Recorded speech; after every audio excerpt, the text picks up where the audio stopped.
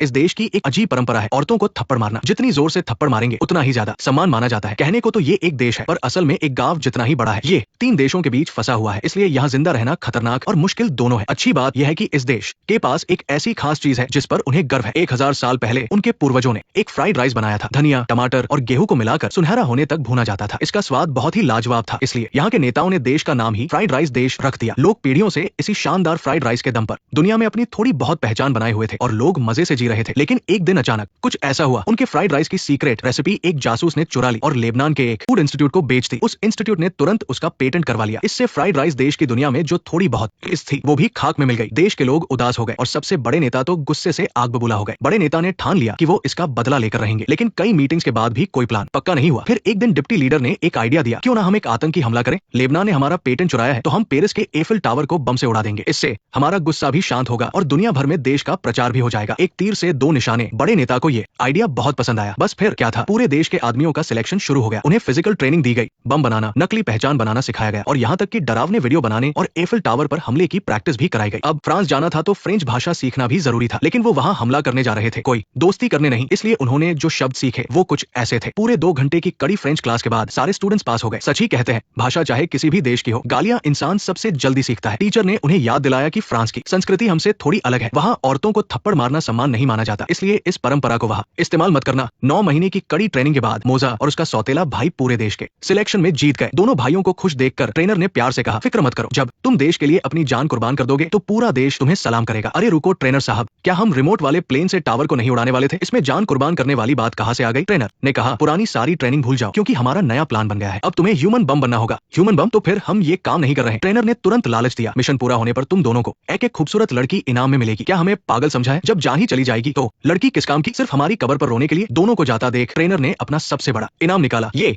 दुनिया का सबसे बढ़िया इलेक्ट्रिक शेवर है, मिशन हाँ कर दो और ये तुम्हारा। भाइयों ने ध्यान से देखा, वाकई मशीन बहुत कमाल की थी। आखिर में सिर्फ उस शेवर के लिए वो मान गए। लेकिन फ्रांस पहुंचना कोई बच्चों का खेल नहीं था। सबसे पहले गधे पर बैठकर वो ताजिकिस्तान पहुंचे, फिर छोटी सी बाइक से तुर्कमेनिस्तान पार करके अफगानिस्तान आए और वहां से बस पकड़ी। पूरे 1 महीने के धक्के खाने के बाद वो तुर्की पहुंचे और पेरिस की फ्लाइट पकड़ी। पहली बार हवाई जहाज में बैठने की वजह से दोनों थोड़े डरे हुए थे। तभी एयर होस्टेस खाना लेकर आई। उन्होंने अपनी प्लेट में कांटा देखा और तुरंत एक खतरनाक प्लान बनाया। इस कांटे से प्लेन हाईजैक करके सीधे पेरिस टावर में घुसा देते हैं। लेकिन तभी अनाउंसमेंट हुई। एयर होस्टेस ने कहा, प्लेन में पेट्रोल खत्म हो गया है, इसलिए पेरिस नहीं जा सकते। हम पास के ही किसी एयरपोर्ट पर लैंड कर रहे हैं। यात्री तुरंत भड़क गए। अरे उड़े हुए आधा घंटा भी नहीं हुआ और पेट्रोल खत्म? क्या तुम लोग सस्ता पेट्रोल डालते हो? एक आंटी गुस्से में उठी और भाई को धक्का मार कर गिरा दिया। मोजा एयर होस्टेस को हाईजैक करने दौड़ा, लेकिन एयर होस्टेस ने ही उसे पकड़ लिया। ढक्कन लाने के लिए थैंक यू, हमारे पास ढक्कन नहीं था। अब आप दोनों को साथ बैठना होगा और ये सीट बेल्ट बांध लीजिए। इस तरह प्लेन ने कोर्सिका नाम के एक आइलैंड पर इमरजेंसी लैंडिंग की। यहाँ से पेरिस जाने के लिए पहले कई किलोमीटर लंबा समुद्र पार करना था और फिर 100 किलोमीटर पैदल चलना था। लेकिन नेताजी ने सिर्फ फ्लाइट की टिकट दी थी, पैसे नहीं। इतनी दूर का सफर, हमला करना तो दूर, वो लोग रास्ते में ही भूख से मर जाते। अच्छी बात ये थी कि एक भले आदमी को उन पर तरस आ गया और उसने उन्हें लिफ्ट दे दी। दोनों भाई बहुत खुश हुए। दुनिया में अभी भी बहुत अच्छे लोग हैं। पहली बार उन्हें दुनिया की चालाकी का एहसास हुआ। उनका सामान लुट चुका था। किस्मत से उनके पास बस एक नक्शा बचा था। वो नक्शे के सहारे पेरिस की ओर निकल पड़े। 3 घंटे पैदल चलने के बाद उन्हें भूख और प्यास सताने लगी। थोड़ी दूर उन्हें एक बार दिखा। वो वहाँ कुछ खाने पीने मांगने गए। वहाँ की मालकिन ने बड़े प्यार से उनसे पूछा कि वो क्या पियेंगे। मोजा का दिल भर आया, क्योंकि उनके देश में थप्पड़ मारने का मतलब इस देना होता है। तो मालकिन का शुक्रिया करने के लिए मोजा ने उसे जोरदार इस दे दी। किस्मत अच्छी थी कि मालकिन का निशाना थोड़ा कच्चा था और वो दोनों बच निकले। मालकिन ने अपने खूंखार कुत्ते उनके पीछे छोड़ दिए, लेकिन वो लोग 9 महीने की खतरनाक ट्रेनिंग ले चुके थे तो दीवार फांदकर भागने में कामयाब हो गए। आगे चलकर उन्हें एक बड़ा सा विला दिखा। उन्होंने सोचा वहां घुसकर कुछ खाने को चुरा ले, पर दरवाजा बंद था। अब भाई जब आतंकी है तो ताला तोड़ना तो उनके बाएं हाथ का खेल था। अंदर जाकर देखा तो घर खाली था। उन्हें बिस्किट का एक पैकेट मिला, जिसे खाकर उन्होंने भूख मिटाई। अरे ये बिस्किट तो बड़े टेस्टी है, किस कंपनी के हैं? दोनों ने कभी ढंग के कपड़े नहीं पहने थे तो मालिक के कपड़े पहनकर एकदम हीरो वाली फीलिंग लेने लगे। जल्द ही रात हो गई तो उन्होंने वही रुकने का फैसला किया। कालीन ओढ़कर वो सो गए, पर आधी रात को अचानक एक गड़बड़ हो गई। ये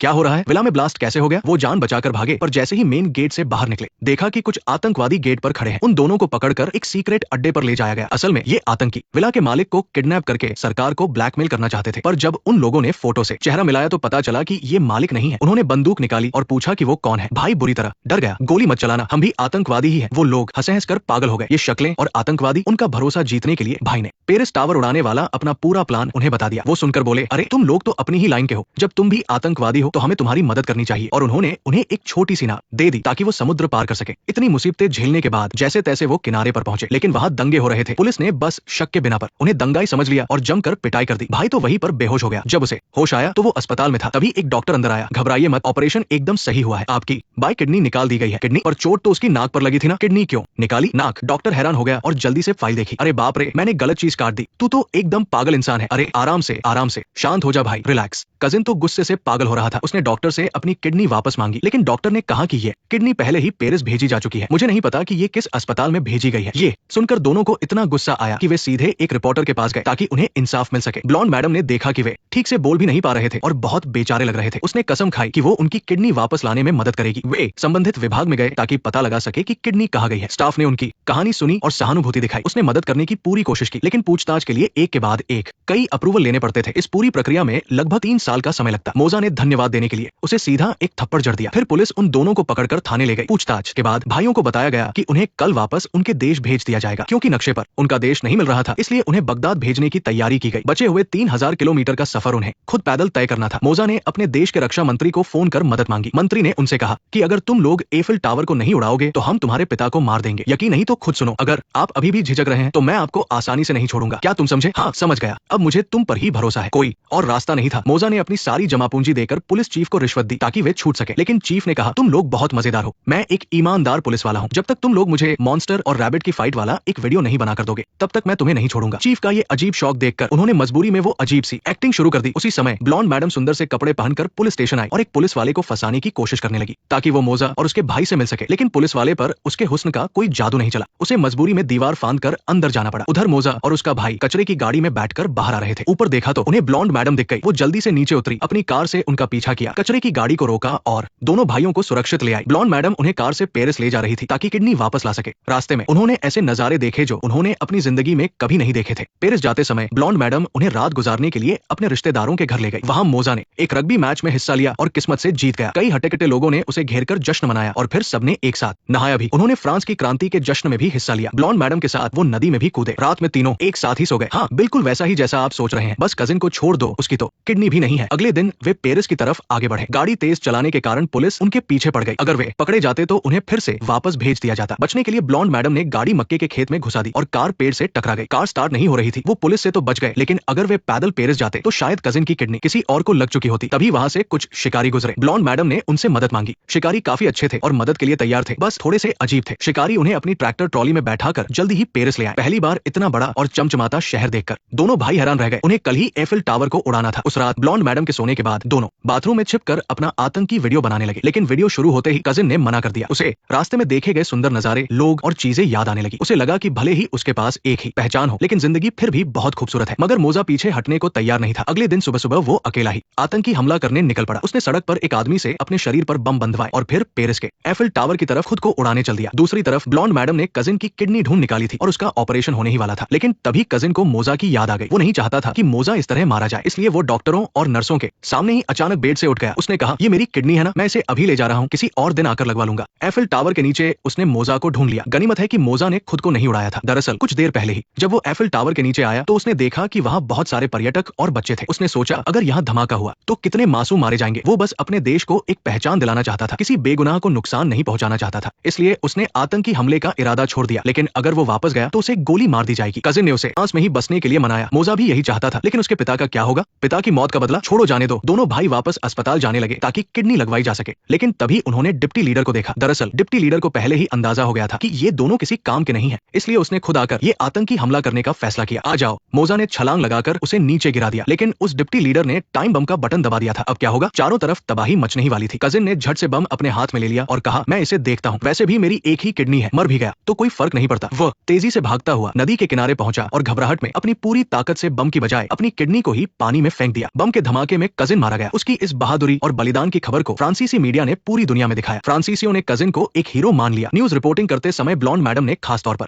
कजिन के देश का नाम बताया। इसकी वजह से फ्राइड राइस देश का रुतबा पूरी दुनिया में बढ़ गया। आखिरकार संयुक्त राष्ट्र ने उसे एक देश के रूप में मान्यता दे दी और उनके फ्राइड राइस को भी पेटेंट मिल गया। फ्रांस के राष्ट्रपति ने मोजा को मेडल से सम्मानित किया। मोजा ने धन्यवाद देने के लिए अपने देश का सबसे बड़ा सम्मान उन्हें दिया। इसके साथ ही फिल्म खत्म होती है। ये एक क्लासिक और बेहतरीन फ्रेंच कॉमेडी फिल्म है। ये बहुत ही हल्की फुल्की और मजेदार है, जिसे देखने में बहुत मजा आता है। साथ ही दक्षिणी फ्रांस के खूबसूरत नजारे इसे और भी शानदार बना देते हैं। फिल्म के कॉमेडी सीन्स और कहानी की बनावट इसे कॉमेडी फिल्मों की लिस्ट में बेहतरीन बनाते हैं। अगर आपको इस तरह की फिल्में पसंद है तो आप इसे जरूर देख सकते हैं। फिल्म का असली नाम वाइव ला फ्रांस है। फॉलो करना मत भूलना। मिलते हैं अगले वीडियो में।